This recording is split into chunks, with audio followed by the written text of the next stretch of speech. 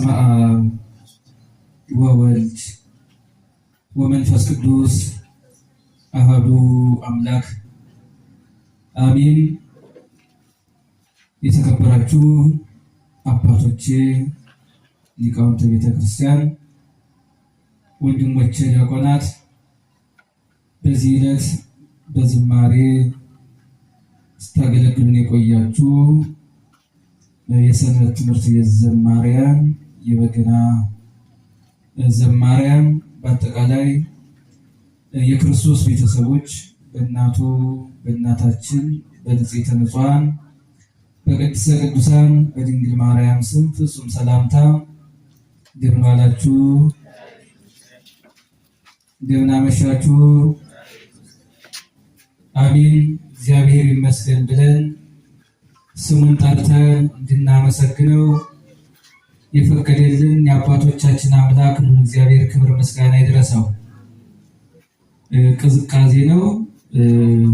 ትንሽ ዝናብ እየጣለ ከሆነ ዙሪያውንም ያስቀምጣል። በዚህኛውም በኩል ቦታ አለ። ቦታ ወንበራችሁ እየያዛችሁ ወደዚህ መምጣት ትችላላችሁ። የምንቆየው የተወሰነ ጊዜ ነው። እግዚአብሔር አምላክ ሁላችን እንዲያስተምረን የእርሱ መልካም ፈቃድ ይሁን።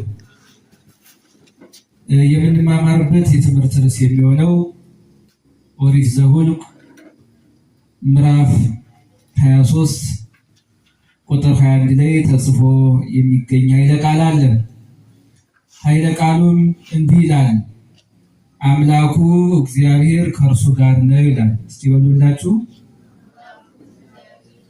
እስቲ በሉት። እንግዲህ ዝናብም ድምፅም ቀዝቀዝ መሬቱም ቀዝቀዝ ብሏል። ለማንኛውም ችግር የለውም። አምላኩ ማን አልኳችሁ? ከማን ጋር ነው? ከእርሱ ጋር ነው። እንግዲህ መነሻ ያደረኩት በዛሬው ዕለት በለዓም የሚባል ሰው እንዳለ በድርሳነ ሚካኤሉም እንዲሁ ደግሞ በቤተ ክርስቲያናችን ስንክሳር መጽሐፍ ላይ ተጽፎ ይህ መጽሐፍ የጠቀሱላችሁ ከዚህ ላይ መነሻው ቢሆንም ኦሪት ዘኍልቍ ምዕራፍ 22 ቁጥር 1 ጀምራችሁ ስታነቡት ይህንን ታሪክ በሰፊው ተጽፎ ታገኙታላችሁ። እና ይህን ኃይለ ቃል የተናገረው አሁን በመግቢያ የነገርኳችሁ በለዓም የሚባል ሰው ነው። ይህ በለዓም እንደተናገረ ስንል እንግዲህ እስራኤላውያን ሁላችን እንደምናውቀው በግብፅ 215